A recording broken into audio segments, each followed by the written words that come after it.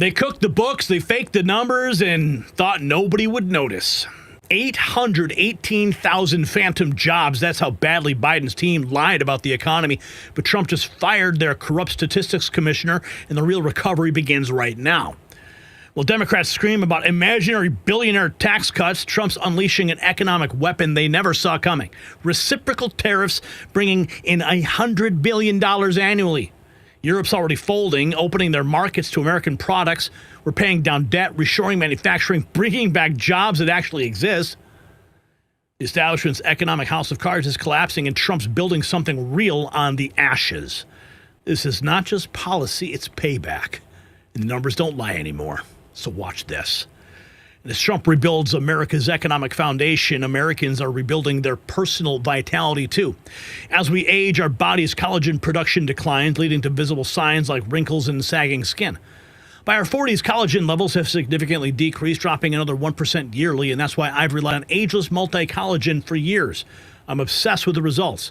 It includes 5 key types of collagen from 4 premium sources, perfectly blended into hydrolyzed peptides for your body to absorb faster and easier. No clumping, odor, or unpleasant taste. Plus, every order donates a nutritious meal to hungry children through nokidhungry.org. Get 51% off at healthwithgary.com with free shipping, a 60-day money-back guarantee, lifetime VIP coaching, and the exclusive ebook, The 14 Foods for Amazing Skin. Order today at healthwithgary.com. You'll find it linked in the description. Now let's go to President Trump on the tarmac, talking about the former Biden-appointed statistics commissioner who he just fired. We had a very good weekend in many respects. We're seeing phenomenal numbers in terms of the business we do with other countries and the business we do within our own country. I mean, really phenomenal numbers. We'll be announcing a new statistician sometime over the next 3-4 days. We had no confidence. I mean, the numbers were ridiculous, what she announced, but that was just one negative number. All of the numbers seem to be great, and so we'll see how that comes out. And if you remember, just before the election, this woman came out with these phenomenal numbers on Biden's economy. Phenomenal numbers. And then right after the election, they announced that those numbers were wrong. And that's what they did the other day. So it's a scam, in my opinion. My opinion is it's just additional scam. We had a very scam after scam after scam. President Trump calling it like it is. Moving into his fairness with respect to how American goods are treated worldwide. Because I'm not looking for leverage. I'm looking for fairness. We want reciprocal as much as possible. Sometimes reciprocal would be too much for them to handle because it would be a much bigger number. But we want to see some reciprocity. We want to see reciprocal wherever we can. And all I can say is this: our country will be taking in hundreds of billions of dollars. You just said it. Already we're taking in, billions and billions of dollars. And it was very unfair. The world treated us very unfair. Yeah, not anymore, though, because there's a new sheriff in town. Here's more President Trump on the tarmac in front of Marine One. We're going to pay down debt. We have a lot of money coming in, much more money than the country's ever seen, by hundreds of billions of dollars. And there could be a distribution or a dividend to the people of our country. I would say for people that would be middle-income people and lower-income people, we could do a dividend. But one of the things we're going to be doing is reducing debt. But we have hundreds of billions of dollars pouring into our country now. We should have done this many years ago. And I did it in my first term with China. We didn't get to the rest because COVID hit.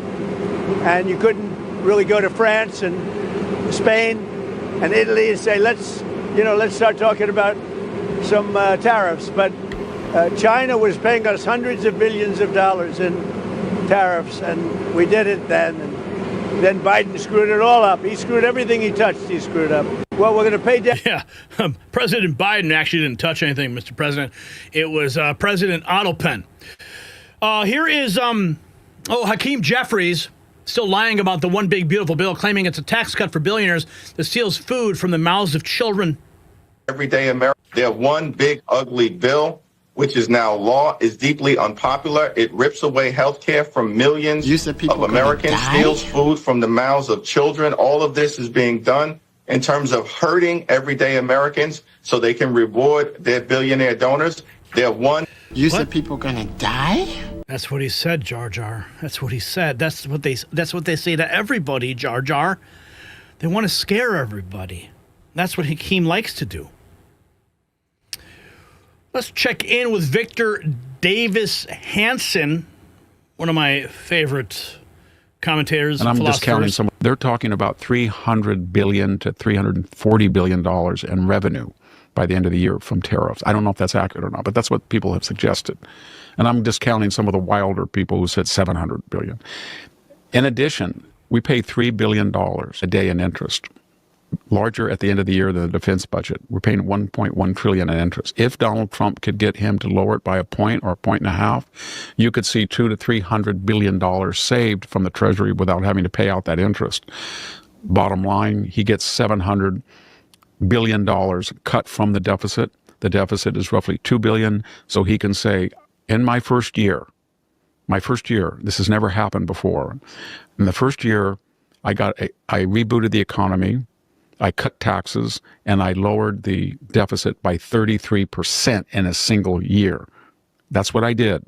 And that would be an amazing achievement going into the midterm. If you don't like Donald Trump and you don't want him to succeed, then you won't budge on the interest rates, and you will tell everybody that the figures are rigged, and you'll talk about something else like the Epstein letter. And that's where we are. Yeah, you see, that's what's going to end up happening. President Trump's going to go out there, he's going to tout all these victories, and they're going to just gaslight you into thinking it never happened. Let's check in with Kevin Hassett, the director of the White House National Economic Council, talking about that downward revision President Trump spoke about on the tarmac just a moment ago. People to know is that there was a 818,000 revision, making the Joe Biden job record a lot worse, that came out after he withdrew from the presidential campaign. There have been a bunch of patterns that could make people wonder, and I think the most important thing for people to know is that it's the president's highest priority that the data be trusted and that people get to the bottom of why these revisions are so unreliable. There was a it's unreliable because, you know, they're politically motivated when Joe Biden's staffers change the numbers. Here he is talking about the trade deals that are on the table. We have 8 deals that cover about 55% of world GDP with our biggest trading partners, the EU and Japan and Korea and so on. And I expect that those matters are more or less locked in, although there'll have to be some dancing around the edges about exactly what we mean when we do this or that. For the deals that aren't ready yet, they're going to get the reciprocal rates soon, and then we would expect that there might continue to be negotiations with those countries. More negotiations underway. Here he's talking about Europe. This was the big story last week. We're finding out more now. Deals. Think about it. The president likes those deals. The Europeans like those deals. And they're absolutely historically wonderful deals. Think about it. We've got Europe agreeing to open their markets to our products so our farmers, our small businessmen can sell stuff in Europe like they never could before. And they're letting us charge a 50% tariff, which is going to raise maybe about $100 billion a year. The president likes those deals. There you go, man. That's the art of the deal on the global stage. Here we have more from Kevin Hassett on Fox News Sunday, talking about when the data is unreliable. Look back to just the fact is that when the data are unreliable, when they keep being revised all over the place, then there are going to be people that wonder if there's a partisan pattern in the data. And so if you look back to just a year ago, for example, there was another massive revision from the BLS, almost a million jobs down, that said that the Joe Biden jobs record was a lot worse than people thought. But we didn't get the downward revision until after Joe Biden had dropped out.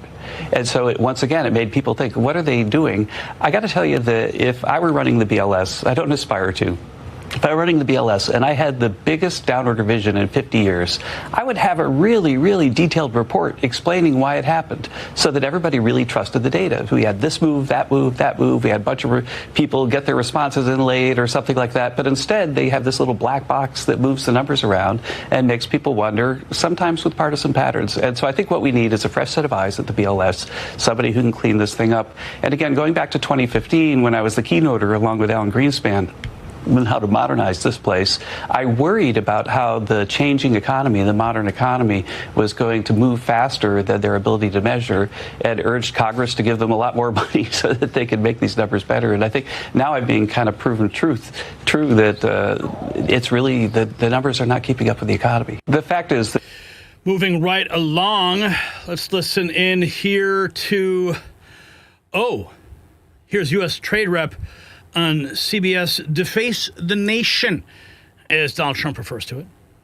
When most countries in the world, they just have a tariff assigned to them, right? Whether it's it'll be the 10% or 15%. 10 or 15 or the higher level tariff. Because again, when the president is looking at this, he looks at potential deals, and we bring him potential concessions from countries and the things they might want to do.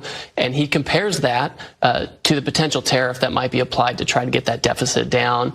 And then talking to his advisors, he makes a call on this. And, sometimes a country will come back and make additional concessions that make it more appropriate. He's trying to get at the deficit. He's trying to reshore manufacturing. In most countries in the world, they just have a tariff. Here he is, more on the trade talks with China, focusing on rare earth magnets and minerals.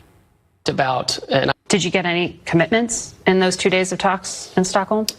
So yes, we did. Yes, we talked about, and I won't go into detail because they're confidential conversations between two governments, but they really focused on rare earth magnets and minerals. China has put a global control on the world, and so for the United States, we're focused on making sure that the flow of magnets from China to the United States and the adjacent supply chain can flow as freely as it did before the control. And I'd say we're about halfway there. Did you get any? That's a really attractive discussion. Get it? Magnets? Attractive? How dare you? Sorry, Greta. I'm just trying to make a joke. Okay. All right, let's see what else we got here. Okay, so check this out. Rapid response. This 24 hours ago. Tariff revenue rose in July. Monthly government revenue from customs duties and certain excise taxes. Look at that. Oh, my.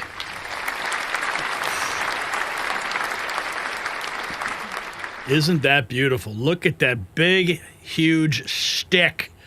President Trump walking with a big stick.